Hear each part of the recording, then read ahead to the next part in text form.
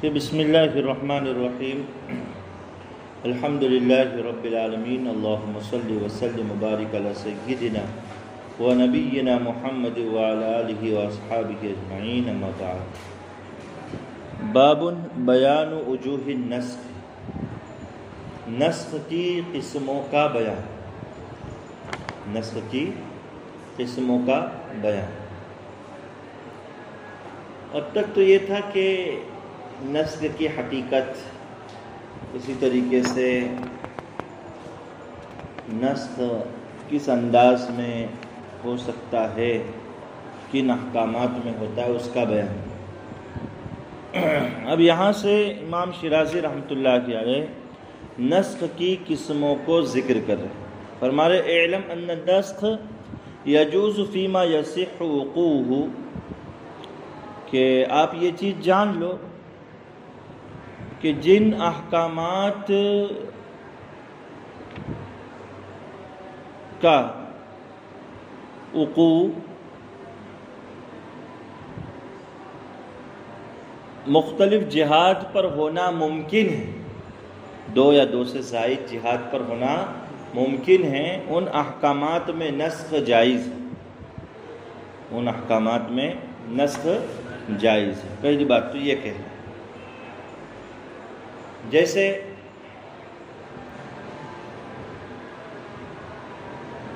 جن احکامات کا وقوع دو یا دو سے زائد جہتوں پر ہونا ممکن ہے، ان احکامات میں نسخ جائز ہے۔ جن احکامات کا وقوع ایک ہی جہت پر متعین ہے، اس میں نسخ نہیں ہو سکتا۔ جیسے پیچھے مثال گزری کہ اللہ تعالیٰ کی توحید،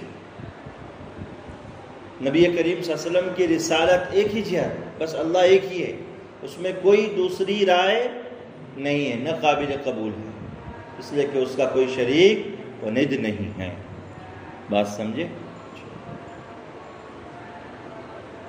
البتہ جو احکامات ایسے ہیں کہ دو یا دو سے زائد جہتوں پر واقع ہو سکتے ہیں، ان میں نسخ ہوگا، ان میں نسخ ہوگا۔ جیسے متوفی عنہا حاملہ، متوفی عنہا زوجہا غیر حاملہ، متوفی عنہا زوجہا غیر حاملہ کی عدت پہلے 1 سال تھی، بعد میں 4 مہینے 10 دن ہو گئی، تو ہے نا، یہ ایسا حکم ہے جو دو جہتوں پر واقع ہو سکتا ہے، کوئی اعتراض کی شکل نہیں ہے، تو وہاں پر نسخ بھی جائز ہے، وہاں پر نسخ بھی کیا ہے؟ جائز ہے، ممکن ہے۔ کہتے ہیں کہ بھئی دیکھیے، ایک ہے قرآن و سنت کا رسم، رسم کا مطلب ہے نقل، منقول عبارت، منقول عبارت، الفاظ، اس کو رسم کہتے ہیں۔ جیسے رسم عثمانی، یعنی حضرت عثمان غنی رضی اللہ عنہ کے دور خلافت میں قرآن کریم جس انداز میں لکھا گیا اسے کہتے ہیں رسم عثمانی۔ تو رسم کہتے ہیں تحریر، نقل، لکھاوٹ کو، اور ایک ہے حکم، یعنی قرآن اور سنت کے الفاظ سے جو شریعت کے احکامات پتہ چلتے ہیں انہیں حکم کہتے ہیں، انہیں کیا کہتے ہیں؟ حکم کہتے ہیں۔ تو نسخ کبھی تو رسم کے اعتبار سے ہوگا، نہ قرآن و سنت کے رسم میں کوئی چیز منسوخ ہوگی لیکن حکم اس کا باقی رہے گا، حکم کیا رہے گا؟ باقی رہے گا، تو اسے کہتے ہیں کہ رسمن منسوخ حکمن باقی۔ کیا کہتے ہیں؟ رسمن منسوخ حکمن باقی۔ جیسے قرآن کریم میں یہ آیت مبارکہ تھی، والشیخ والشیخۃ اذا زنیا فرجموہما البتۃ نکالا من اللہ واللہ عزیز حکیم، کہ بوڑھا شخص اور بوڑھی عورت اگر زنا کرے تو ان کو رجم کرو، یعنی پتھر مار کر انہیں ہلاک کرو، نکالا من اللہ، یہ اللہ کی طرف سے ان کے لیے متعین سزا ہے، اور اللہ تعالیٰ غالب حکمت والے۔ یہ آیت کریمہ رسماً منسوخ ہے، یعنی ابھی قرآن میں ہے یہ آیت، پورے قرآن میں آپ تلاش کریں گے کہیں پر نہیں ہے، البتہ حکم باقی ہے، اس لیے کہ آپ نے پڑھا ہے کہ شادی شدہ مرد شادی شدہ عورت اگر زنا کرتے ہیں، یعنی محسن اگر زانی ہو، محسن اسے کہتے ہیں، محسن زانی ہو یا زانیہ ہو تو اس کی سزا کیا ہے؟ رجم ہے، پتھر مار کر ان کو ہلاک کر دیا جاتا ہے۔ اور غیر محسن ہو یعنی غیر شادی شدہ ہے تو ان کو 100 کوڑے لگائے جاتے ہیں، ان کو کیا ہے؟ 100 کوڑے کی سزا ہے۔ لیکن محسن اگر زانی ہو تو کیا ہے؟ ان کو رجم ہے۔ تو حکم باقی ہے اس کا، لیکن آیت کریمہ رسمن منسوخ۔ تو یہ پہلی قسم، رسمن منسوخ حکمن باقی۔ فہذا نسخ رسمہ وحکمہ باقی۔ یہ آیت مبارکہ رسمن منسوخ ہے اور حکمن باقی ہے۔ وَيَجُوزُ فِي الْحُكْمِ دُونَ الرَّسْمِ، دوسری صورت کہ کوئی حکم رسمن باقی اور حکمن منسوخ ہو، حکمن منسوخ اور رسمن باقی۔ دوسری قسم حکم منسوخ اور رسم باقی، جیسے سورہ بقرہ میں قرآن کریم میں یہ آیت مبارکہ آج بھی ہے، والذین یتوفون منکم ویذرون ازواجا وصیۃ لازواجہم متاعا الی الحول غیر اخراج، ہے نا آیت کریمہ سورہ بقرہ میں پونے کے بعد یہ آیت کریمہ دوسرے پارے۔ تو اس میں بتایا گیا ہے کہ جن عورتوں کے شوہر انتقال کر جائے، غیر حاملہ ہو، تو ان کی عدت کتنی ہے؟ 1 سال۔ 1 سال انہیں غیر اخراج، شوہر کے گھر سے باہر نہیں نکلنا، ان کی عدت کتنی ہے؟ 1 سال۔ یہ آیت کریمہ آج باقی ہے رسمن، لیکن حکم باقی ہے اس کا نہیں۔ آج ہم متوفی عنہا زوجہا، جس عورت کا شوہر انتقال کر جائے اور وہ حمل سے نہ ہو، حمل سے ہے تو وضع حمل اس کی عدت ہے، زچگی تک، ڈیلیوری تک اس کی عدت۔ لیکن اگر حمل سے نہ ہو تو اس کی عدت ہم کتنی مانتے ہیں؟ 4 مہینے 10 دن۔ اور وہ آیت کریمہ بھی سورہ بقرہ میں ہے، اس سے پہلے وَيَسْأَلُونَكَ عَنِ الْمَحِيضِ والے رکوع میں، وَالَّذِينَ يَتَوَفَّوْنَ مِنكُمْ وَيَذَرُونَ أَزْوَاجًا يَتَرَبَّصْنَ بِأَنفُسِهِنَّ 4 أَشْهُرٍ وَعَشْرًا۔ تو یہ آیت کریمہ ناسخ ہے، ناسخ نزول کے اعتبار سے بعد میں نازل، لیکن ترتیب میں اس کو پہلے رکھا گیا ہے، لیکن نازل بھی بعد میں، اس لیے کہ ناسخ ہمیشہ منسوخ کے بعد ہوگا۔ بات سمجھے؟ ترتیب میں چاہے آگے پیچھے ہو کوئی بات نہیں، لیکن نزول کے اعتبار سے ناسخ بعد میں اور منسوخ پہلے۔ تو متاعن الی الحول غیر اخراج حکمن منسوخ اور رسمن باقی، حکمن منسوخ اور رسمن، اور یتربصن بانفسہن 4 اشہر وعشرہ، رسمن بھی باقی اور حکمن بھی باقی ہے، اور یہ ناسخ ہے۔ یہ کیا ہے؟ تو یہ دوسری قسم ہوگی۔ وَيَجُوزُ فِي الْحُكْمِ دُونَ الرَّسْمِ كَالْعِدَّةِ كَانَتْ حَوْلًا، جیسے کہ عدت پہلے 1 سال تھی، ثُمَّ نُسِخَ ب4 اشہر وعشرہ، پھر منسوخ ہو کر 4 مہینے 10 دن ہو گئی۔ وَرَسْمُهَا بَاقٍ، اور قرآن میں اس کی تحریر اور لکھاوٹ باقی ہے۔ وَهُوَ قَوْلُهُ مَتَاعًا إِلَى الْحَوْلِ غَيْرَ إِخْرَاجٍ، سورہ بقرہ کی 240ویں آیت، 240ویں۔ وَيَجُوزُ فِي الرَّسْمِ وَالْحُكْمِ، کبھی کوئی حکم رسمن بھی منسوخ ہوتا ہے اور حکمن بھی منسوخ ہوتا ہے، یعنی رسمن بھی منسوخ اور حکمن بھی منسوخ۔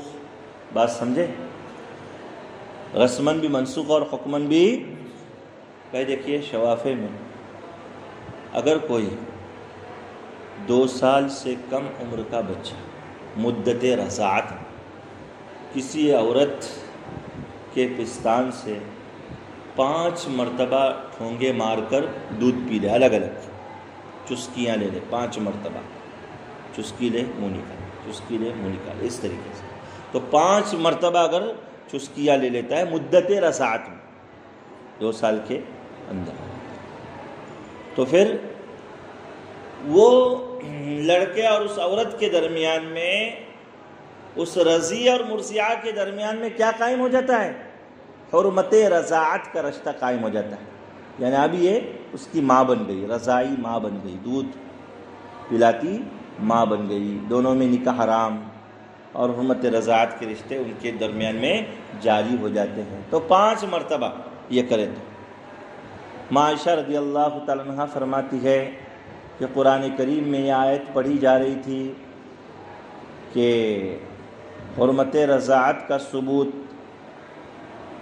10 چسکیوں سے ہوگا۔ 10 رضاعات معلومات یحرمنا، یہ آیت قرآن کریم میں تھی، لیکن پھر بعد میں 5 رضاعات معلومات یحرمنا کے ذریعے سے کیا ہو گئی؟ منسوخ ہو گئی۔ 10 رضاعات معلومات یحرمنا، یہ آیت کریمہ بھی قرآن میں ہے اور یہ حکم ہے، تو رسمن بھی منسوخ ہے اور حکمن بھی تیسری قسم، رسمن بھی منسوخ اور حکمن بھی۔ اور 5 رضاعات معلومات یحرمنا یہ رسمن نہیں ہے لیکن حکمن باقی ہے، رسمن ختم ہو گیا لیکن حکم اس کا باقی ہے۔ بات سمجھے؟ تو کوئی حکم رسمن اور حکمن دونوں اعتبار سے منسوخ ہوتا ہے، جیسے کہ حرمت رضاعت پہلے 10 چسکیوں کے ذریعے سے تھی اور قرآن میں آیت تلاوت کی جا رہی تھی، پھر رسمن اور حکمن دونوں طریقے سے یہ منسوخ ہو چکی ہے۔ یہ کیا ہو چکی ہے؟ منسوخ ہو گئی۔ بات سمجھے؟ وَذَهَبَتْ طَائِفَةٌ إِلَىٰ أَنَّهُ لَا يَجُوزُ نَسْخُ الْحُكْمِ وَبَقَاءُ التِّلَاوَةِ لِأَنَّهُ يَبْقَى الدَّلِيلُ وَلَا مَدْلُولَ مَعَهُ۔ تو 4 صورتیں سامنے آئی نا، کتنی؟ پہلی صورت کیا؟ رسمن ختم اور حکمن باقی۔ دوسری صورت حکمن منسوخ اور رسمن باقی، اور تیسری صورت رسمن اور حکمن، اور چوتھی صورت اب کو بیچ میں مثال دی تھی کہ رسمن بھی باقی اور حکمن بھی باقی۔ 14 اشہر عشرہ، قرآن کے بہت سے احکامات جو آج بھی باقی ہے، تو رسمن بھی باقی اور حکمن بھی باقی۔ 4 صورتیں ہو گئی، سمجھے؟ کتنی صورتیں ہو گئی؟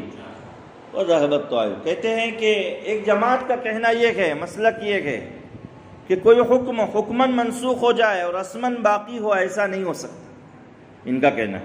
کیوں؟ اس لیے کہ رسم یہ دلیل ہے اور حکم مدلول ہے، دلیل باقی ہو اور حکم مدلول ختم ہو جائے، ایسا نہیں ہو سکتا کہ بھئی دلیل ہو اور اس سے دلالت کرنے والا حکم نہ ہو، ایسا نہیں ہو سکتا۔ لیکن امام شیرازی کہتے ہیں ایسا ہوا ہے، ایسا کہ حکم منسوخ اور رسم باقی، جیسے والشیخ والشیخۃ اذا زنیا، حکم منسوخ ہو گیا، رسم منسوخ ہو گیا لیکن حکم اس کا باقی ہے، ایسا ہو سکتا ہے، اور اس کی مثال موجود ہے۔ وقالت طائفہ، اور ایک جماعت کہتی ہے ایسا نہیں ہو سکتا کہ حکم باقی ہو اور رسم منسوخ ہو جائے، حکم باقی ہو اور رسم منسوخ ہو جائے، ایسا نہیں ہو سکتا۔ لیکن امام شیرازی کا کہنا ہے کہ ایسا ہوا ہے نا، 5 رضاعات معلومات، رسم منسوخ ہے لیکن حکم باقی ہے۔ لأن الحکم تابع للتلاوة، اس لیے کہ حکم کس کے تابع ہے؟ تلاوت اور رسم کے تابع ہے۔ فلا يجوز، تو یہ جماعت کہتی ہے کہ اصل ختم ہو جائے اور تابع باقی رہے، ایسا نہیں ہو سکتا، لیکن جمہور کہتے ہیں ایسا ہوا ہے۔ وَهَذَا خَطَأٌ، امام شیرازی کیا کہہ رہے؟ یہ لوگ، ان کا نظریہ غلط ہے۔ لأن التلاوة الحکم فی الحقیقت حکمان، اس لیے کہ رسم اور حکم حقیقت میں دونوں الگ الگ چیزیں ہیں، رسم اور حکم دونوں کیسے ہیں؟ الگ الگ چیزیں ہیں، تو ایک ختم ہو جائے اور دوسری باقی رہے، یہ ممکن ہے۔ فجاز رفع احدہما وتبقیۃ الآخر، ایک ختم ہو جائے اور دوسری باقی رہے، یہ جیسے کہ 2 عبادتوں کے بارے میں اگر اللہ کی طرف سے 2 عبادتوں کا حکم دیا گیا اور اللہ ایک عبادت ختم کرے اور دوسری باقی رکھے، تو ہے کہ نہیں ممکن؟ جیسے اقیموا الصلاۃ وآتوا الزکاۃ، نماز قائم کرو اور زکوٰۃ ادا کرو، دونوں کا حکم ایک ساتھ ہے، لیکن اللہ چاہے تو زکوٰۃ کا حکم ختم کرے، نماز کا باقی رکھے، نماز کا حکم ختم کرے، زکوٰۃ کا باقی رکھے۔ یہ نبی کے حیات تک کیا تھا؟ ممکن تھا، ہو سکتا تھا۔ کما تقول فی عبادتیں، جیسے کہ 2 عبادتوں کے بارے میں ہمارا ماننا ہے، یجوز ان تنسخ احداہما وتبقى الاخرى، ممکن ہے کہ ایک منسوخ ہو جائے اور دوسری باقی رہے، جیسے وہاں ممکن ہے ویسے یہاں پر بھی ممکن ہے کہ رسم منسوخ اور حکم باقی ہو یا حکم باقی ہو اور رسم منسوخ ہو یا حکم منسوخ ہو اور رسم باقی ہو، یہ سب ممکنات میں سے۔ بات سمجھ میں آ رہی ہے؟